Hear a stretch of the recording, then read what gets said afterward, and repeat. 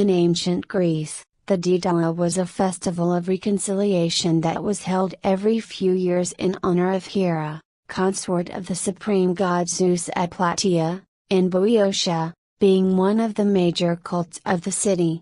According to Pausanias, there was a lesser Daedala, celebrated every 4 years or so exclusively by the Plataeans, and a greater Daedala, celebrated by all of Boeotians every 14 cycles, approximately 60 years. In the lesser Daedala, the people of Plataea went to an ancient oak grove and exposed pieces of cooked meat to ravens, attentively watching upon which tree any of the birds, after taking a piece of meat, would settle. Out of this tree they carved an image, and having it dressed as a bride, they set it on a bullock cart with a bridesmaid beside it. The image seems then to have been drawn to the bank of the river Asopus and back to the town, attended by a cheering crowd. These adorned zona were also called Daedala, with the connotation that they were crafted or fashioned, compare Daedalus, Daedalos meaning cunning worker. After 14 of these cycles, the great Daedala was celebrated by all the people of Boeotia, and at its start one wooden figure was chosen from the many that had accumulated through the years and designated the bride. The wooden figure was prepared as a bride for a wedding, ritually bathed in the Asopus, adorned and raised on a wagon with an attendant. This wagon led a procession of wains carrying the accumulated Daedala up to the summit of Mount Thron, where a wooden sacrificial altar was erected out of square pieces of wood. This was covered with a quantity of dry wood, and the towns, persons of rank, and other wealthy individuals, offered each a heifer to Hera and a bull to Zeus with plenty of wine and incense, while at the same time all of the Daedala were placed upon the altar. For those who did not possess sufficient means, it was customary to offer small sheep, but all these offerings were immolated in a hecatomb in the same manner as those of the wealthier persons. The fire consumed both offerings and altar.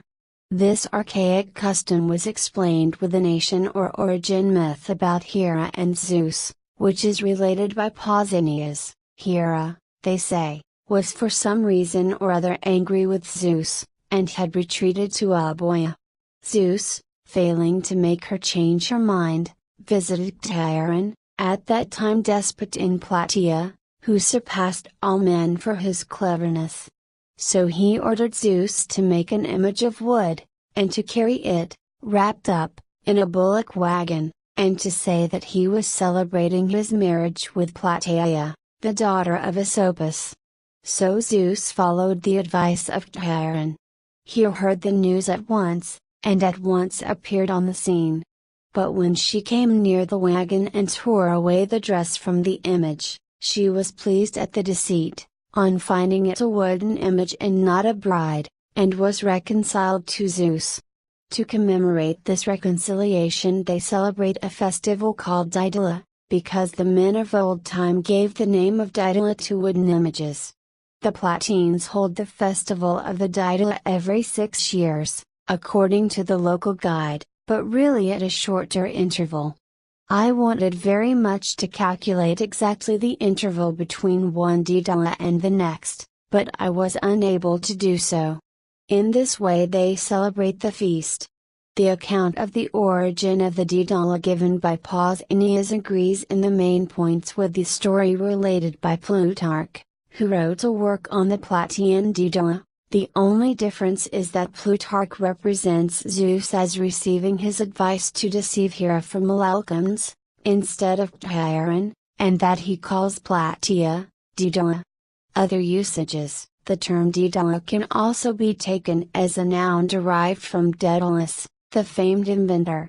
In this sense, Lucretius speaks of natura Daedalorum, nature, the inventor of all things,